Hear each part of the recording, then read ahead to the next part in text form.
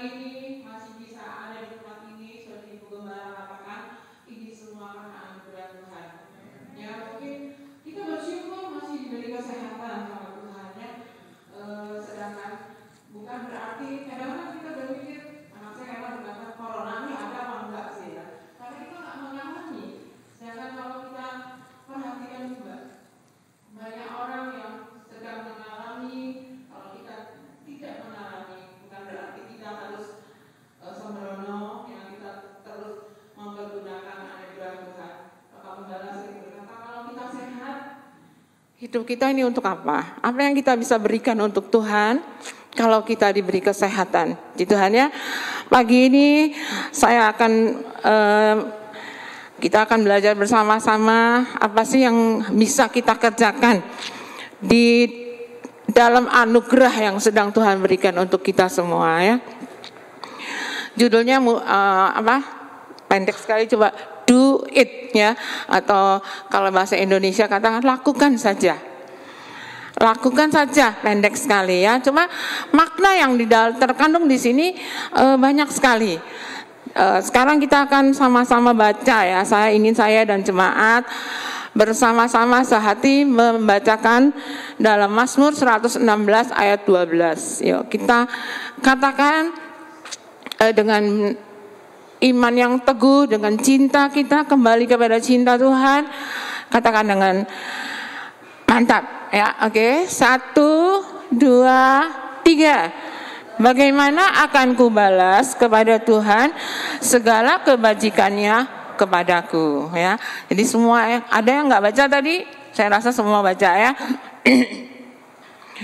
Apa yang akan kubalas Tuhan segala kebajikanmu. Saudara sadar nggak? Kalau kita bisa duduk di sini, kita bisa walaupun pakai masker, saya paling sumpek kalau pakai masker ya. Tapi karena harus napas susah, ya toh. Aduh, kadang-kadang tadi saya maunya kudu tak buka ya. Anak saya suka mulai, si mama udah mulai umek ini masih buka. Kalau ngomong sama orang tuh maskernya dipakai, bukan dibuka gitu ya. Jadi kalau kecil anak dimarahi, kalau tua mama dimarahi anaknya karena cintanya. Jadi benar-benar kita tuh merasakan satu tekanan ya. Aduh, sumpah banget ya. Belum masalahnya banyak sekali yang dampaknya saya rasa semua orang sudah tahu ya. Semua orang kena efeknya. Jangan kita pikir, aku bebas kok. Enggak lah. Ada hal lain yang terjadi dalam diri kita. Kemudian kita bisa melakukan apa sih untuk Tuhan? Karena kebajikan yang sedang kita terima saat ini ya. Yohanes 14 ayat 15, saya baca sendiri. Yohanes 14 ayat 15, jikalau kamu mengasihi aku, kamu akan menuruti segala perintahku. Bukan salah satu perintahku, tetapi kamu akan melakukan segala perintahku. Nah, kita mulai melakukan perintah Tuhan. Kadang-kadang perintah Tuhan itu di luar nalar kita. Tapi itu yang akan dilakukan Tuhan. Tapi Tuhan tuh tanggung jawab. Kalau saya menyuruh anak saya beliin obat misalkan, saya pasti memberi uang itu. Nggak mungkin saya suruh dia tanpa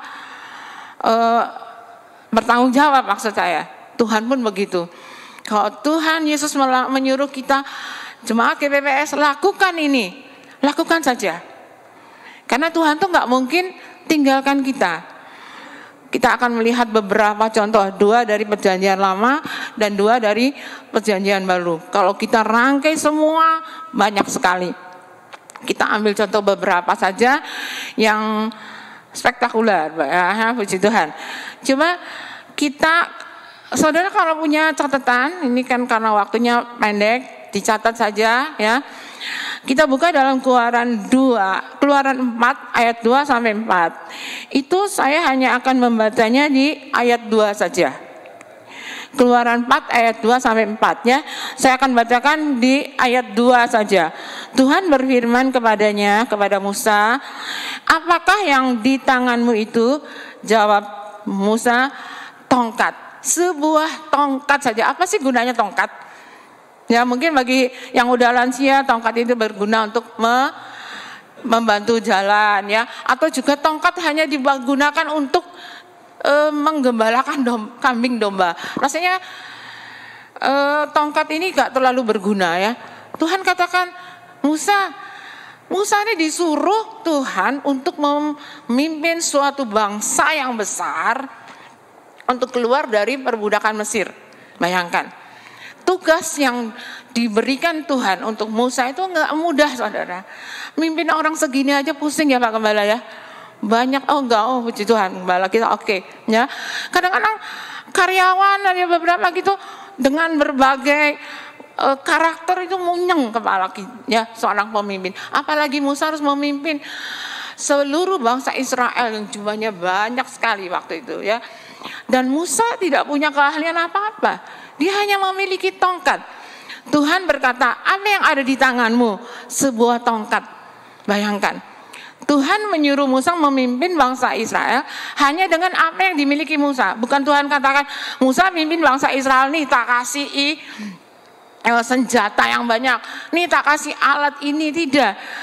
Tuhan mau menyuruh kita melakukan sesuatu untuk Tuhan dan sesamanya hanya dengan apa yang kita punya, bukan apa yang tidak kita punya. Jadi kalau kita disuruh Tuhan, saya tak pinjam dulu ya, enggak. Tuhan ingin menyuruh kita melakukan sesuai apa yang kita punya. Jadi bayangkan, Musa disuruh memimpin bangsa Israel hanya dengan tongkat yang tidak ada artinya, bukan tongkat ajaib loh ya. Nah, terus Tuhan, saudara perhatikan di ayat berikutnya. Coba Musa, tongkatmu itu lemparkan ke tanah. Nah, Musa lakukan. Jadi apa saudara? Jadi ular.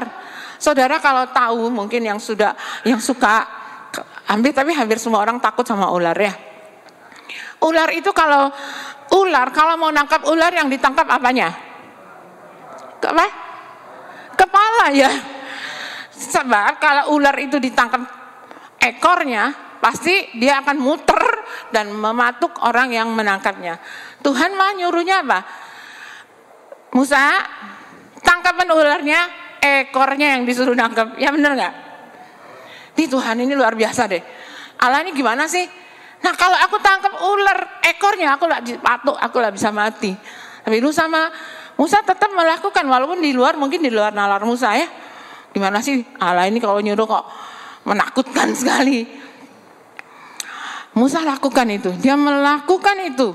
Dia tangkap ular itu dengan ekornya ditangkap sama Musa dan tidak menggigit Musa, malah jadi tongkat lagi ya. Jadi dengan tongkat yang Musa punya, bayangkan kalau saudara baca Keluaran itu bagaimana Musa membelah laut kosong hanya dengan tongkatnya. Ya. Musa mengubah air di mara yang pahit dengan tongkatnya. Jadi tongkat yang dimiliki Musa itu bukan menjadi tongkat ajaib, tetapi penyertaan Tuhan atas Musa. Tugas yang diberikan Tuhan untuk Musa tidak dibiarkan begitu saja. Musa terus dipimpin. Bagaimana bangsa Israel itu bandelnya luar biasa. Bagaimana bangsa Israel mau melempari Musa dengan batu hanya karena nggak bisa minumnya. Nah dan seterusnya. Jadi saudara kalau suka baca Alkitab, firman Tuhan itu menyenangkan. Baca terus, cari ayat-ayat yang bisa menguatkan kita. Yuk kita lari ke berikutnya ya. Kemudian dalam 1 Raja-Raja 17 ayat 9 itu sampai ayat 16 harusnya ya. Cuma saya akan baca ayat 9-nya saja. Bersiaplah, pergilah ke Sarfat yang termasuk Sidon dan diamlah di sana. Ketahuilah aku telah memerintahkan seorang janda memberi engkau makan. Nah, pada waktu musim kemarau panjang, Tuhan menyuruh Nabi Elia untuk pergi ke seorang janda di Sarfat. Ya kalau jandanya kaya raya ya kan. Tapi sebelum Elia berangkat, Tuhan katakan apa? Aku telah memerintahkan. Jadi firman Tuhan itu datang ke siapa dulu? Ke janda Sarfat dulu ya. Janda Sarfat itu sudah diberi firman. Nanti ada seorang nabi datang minta makan, kasih ono loh ya. Yang dimiliki janda itu apa saudara? Hanya segenggam tepung. Kalau dia kasih makan Nabi itu dia katakan, oke, aku akan membikinkan roti yang bundar untuk kamu, ayat 15 dan 16. Kemudian dia melakukan seperti apa yang dikatakan firman Tuhan itu, dia lakukan. Padahal yang dia punya cuma apa? Segenggam. Dia bilang, kalau aku berikan tepung ini untuk berotimu, habis aku kasih makan, aku akan mati. Karena memang sudah tidak ada lagi. Tetapi kalau Tuhan yang menyuruh, bayangkan, dengan segenggam tepung yang ada di dalam genggaman, janda Sarfat ini tidak pinjam ke tetangganya dulu, pinjam tepungnya dong, ada nabi mau datang, ya. Tadi firman Tuhan bilang, aku suruh kasih makan nabi, gimana nih, aku nggak punya tepung, dong pinjamin tepung sama minyak. Tidak, dia lakukan apa yang dia punya. Oke, ya. Jadi Tuhan yang kita sembah adalah Tuhan yang sangat bertanggung jawab atas hidup kita, ya. Mungkin apapun yang sedang kita punya saat ini, kita mungkin kekurangan, tapi tetangga kita ada yang lebih kekurangan. Gimana? Bisakah kita membagikan sedikit yang kita punya? Ya. Apa aja? Orang memperhatikan orang tidak hanya materi, tetapi juga kepedulian. Mungkin orang itu curhat, dengarkan.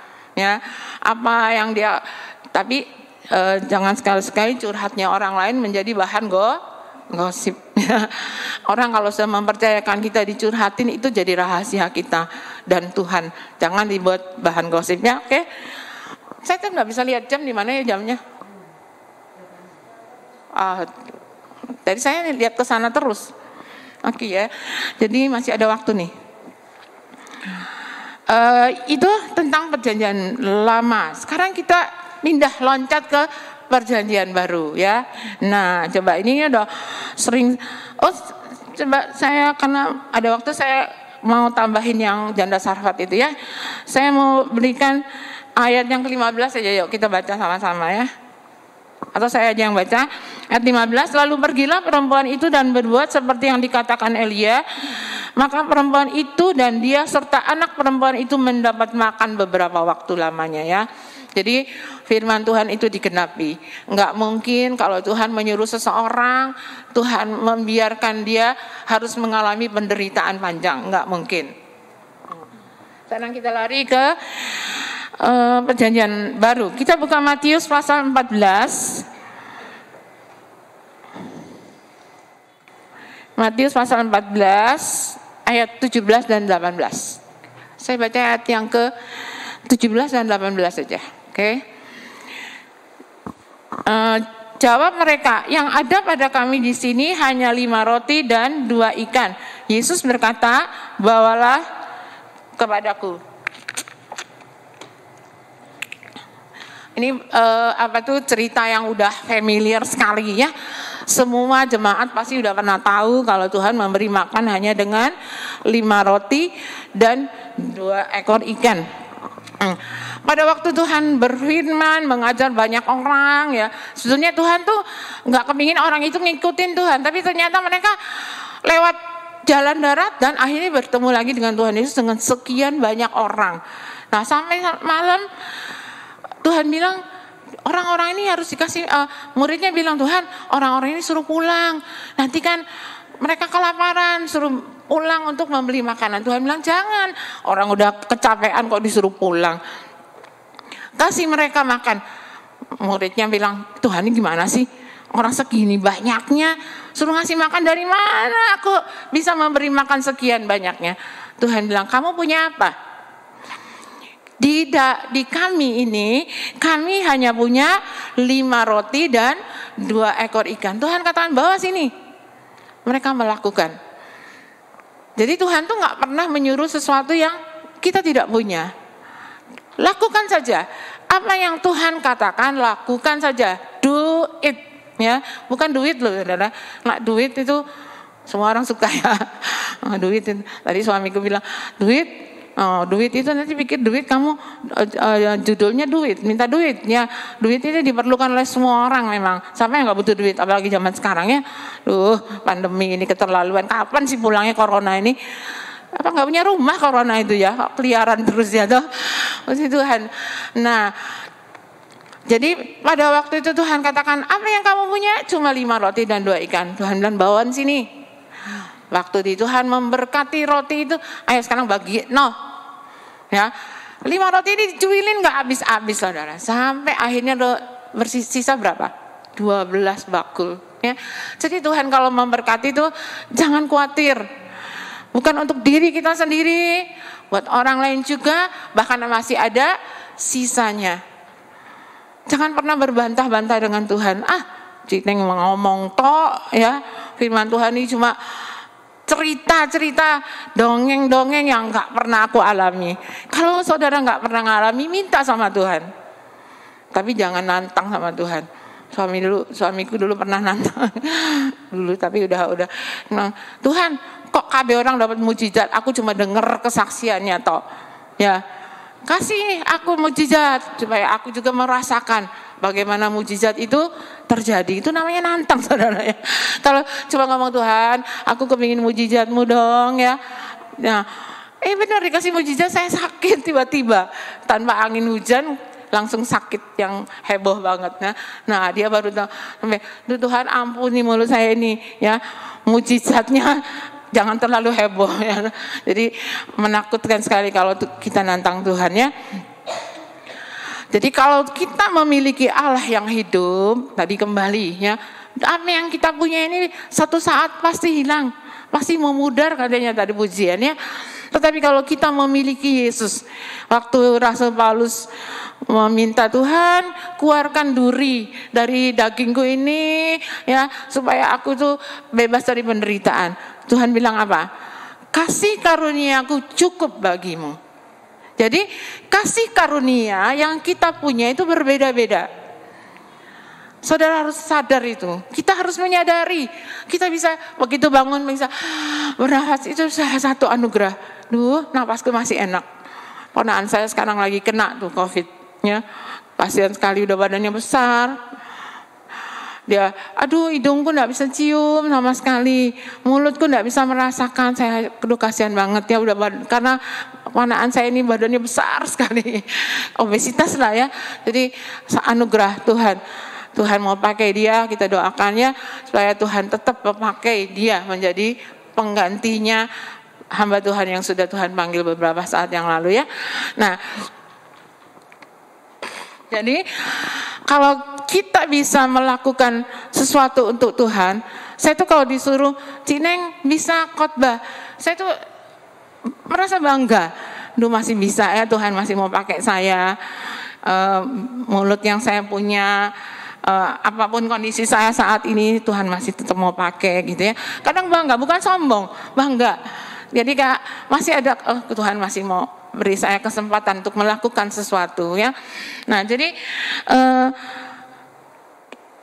kita bersyukur, jadi seperti yang 5 roti 2 ikan itu Tuhan tuh memberkati dengan limpahnya sehingga masih sisa. Sekarang saya akan tunjukkan satu yang terakhir saudara, udah mau habisnya.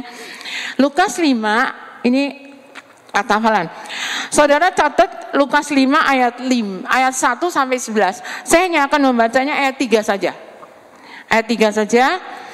Ia naik ke dalam salah satu perahu itu, yaitu Simon, dan menyuruh dia supaya menolakkan perahunya sedikit jauh dari pantai. Lalu ia duduk dan mengajar orang banyak dari atas perahu. Kalau kita baca kisah ini saudara, Simon Petrus ini kan penjala ikan. Dia menjala ikan dari malam sampai pagi, kebaliknya. Jadi ikan tuh datangnya malam sampai matahari sudah terbit, enggak satu ikan pun mereka dapat. Capek enggak saudara? Kalau kita bekerja lah, atau kalau saya seperti saya ini kan jualan misalkan ya, kalau bekerja mah pasti dapat upah lah setiap bulan. Tapi kalau orang jualan atau kerjaannya by order, kalau nggak ada yang beli itu sedih saudara. Saya kadang-kadang berpikir kalau waktu saya jaga depot ini sudah 8 bulan saya tutup depotnya ya. Satu orang tuh datang udah terima kasih Tuhan ada orang datang gitu ya. Nah, pekerjaan yang kita kerjakan sepanjang hari, terus nggak menghasilkan apa-apa, sedih nggak saudara?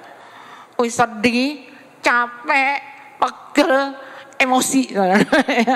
Nah, udah dibersihin tuh perahunya, jalannya udah dibersihin. Tuhan Yesus datang tiba-tiba, Simon, tak pinjem ya perahunya. Pegel nggak saudara? Tuhan ini gimana sih, nggak punya perasaan kali ya? Orang udah kecapean disuruh lagi. Ya kalau cuma pinjem perahunya Tuhan yang menjalankan sendiri, tidak. Simonnya disuruh, ayo Simon, bawa aku ke tengah, aku mau ngajar orang banyak. Coba bayangkan, dalam kondisi lelah, minim emosi, Tuhan menyuruh Simon mengayuh perahunya untuk supaya Tuhan Yesus mengajar. Simon marah enggak? Ya udah Tuhan, naik aja, tak kerjakan saja, dia melakukan saja. Simon melakukan saja. Sampai selesai Tuhan Yesus mengajar, ngantuk loh paling itu sih. Simon itu udah semalaman mendelik ya, nyari ikan, nggak dapet, disuruh lagi kerja sama Tuhan. Tuhan kalau khotbah pasti nggak 30 menit gini, mungkin berjam-jam ya, karena sekali khotbah kan orang banyak yang dengerin. Nah, setelah selesai Tuhan tuh bijaksana loh. Simon, sekarang kamu punya jalamu mana? Ini Tuhan sudah tak cuci. Tebarkan jalamu ke ayat 5 itu ya. Tebarkan jalamu tuh ke sebelah sana. Petrus juga mulai ngomong, Tuhan aku tuh sudah semalaman nyari ikan. Tuhan kan bukan pelayan, bukan nelayan. Tapi aku ini sudah profesionalnya nelayan. Saya mengerti kapan itu ikan datang, kapan ikan itu menghilang ya. Semalaman sudah mencari, enggak dapat itu. Kok sekarang siang hari lagi, udah siang, udah semuanya dibersihin, disuruh melabuhkan jalannya. Simon lakukan enggak? Tapi kalau Tuhan Yesus yang suruh, akan aku lakukan juga. Ayat 6 dikatakan setelah Simon melakukan apa yang disuruh Tuhan Yesus, dia mendapatkan apa? Dia mendapatkan sesuatu yang menjadi harapannya. Dia mendapatkan ikan yang bukan satu saja, tapi 153 ekor ikan yang besar. Luar biasa ya. Jadi pagi ini saya tidak mengerti apa yang sedang saudara bawa kepada Tuhan. Jadi kalau ibadah itu jangan biarkan Tuhan Yesusnya di belakang, nggak pernah disapa, yang disapa cuma Pak Gembalanya saja sama Gembala tadi. Aduh, ketemu lagi ya. Tuhan ada di tengah-tengah kita. Ya. Kadang-kadang saya kalau berpikir kalau Natal semua sibuk dengan acaranya. Pernah nggak kita nyapa Tuhan Yesusnya? Di mana ya Tuhan Yesus duduknya kalau Natal? Semua sibuk dengan acaranya dan seragamnya masing-masing ya. Puji Tuhan. Nah, pagi ini Tuhan Yesus ada di tengah-tengah kita. Dia tahu apa yang saya butuhkan, apa yang saudara butuhkan, apa yang keluarga hamba Tuhan butuhkan. Tuhan tahu semuanya. Oke, kita cuma disuruh Tuhan lakukan saja apa yang Tuhan ingin. Gimana sih Ceneng supaya bisa tahu keinginan Tuhan? Baca firman. Pagi begitu bangun, terima kasih Tuhan, good morning Tuhan, terus berdoa. Tuhan apa yang harus saya lakukan hari ini? Nah firman Tuhan, kedekatan kita dengan Tuhan akan membawa kita mengerti apa yang harus kita lakukan. Oke, Tuhan ya, saya percaya firman Tuhan pagi ini akan menguatkan saya dan saudara. Kita berdiri bersama-sama yuk. Kita nyanyikan refnya saja, siapakah aku ini, dan saya akan tutup dalam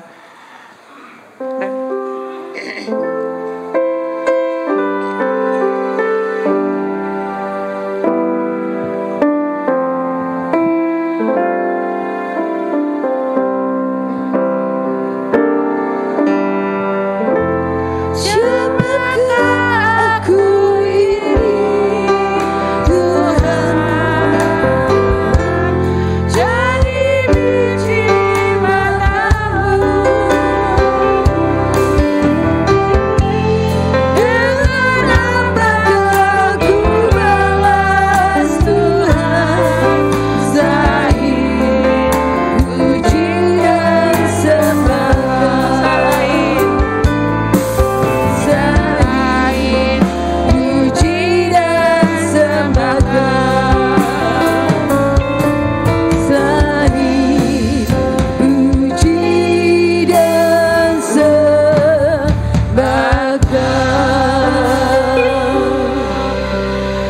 kasih Tuhan atas firman-Mu. Kami tahu Tuhan ada dan hadir di tempat ini. Terima kasih buat setiap kasih setia yang sudah dan masih kami terima sampai saat ini. Kami sehat, kami tidak kekurangan. Kami tahu Tuhan, Kau sangat tahu apa yang kami butuhkan hari-hari ini. Terima kasih Tuhan. Tuhan, perlindungan-Mu, penyertaan-Mu sempurna buat kami semua. Biarlah firman-Mu boleh tertanam dalam hati kami masing-masing, dan kami boleh semakin dekat dengan Tuhan, dan kami bisa tahu apa yang harus kami lakukan. Terpujilah nama-Mu. Di dalam nama Tuhan Yesus kami menerima setiap kasih setia Tuhan. Kami sebagai biji mata Tuhan yang akan selalu Tuhan pelihara. Terima kasih Tuhan. Dalam nama Tuhan Yesus kami berdoa. Amin. Silakan duduk.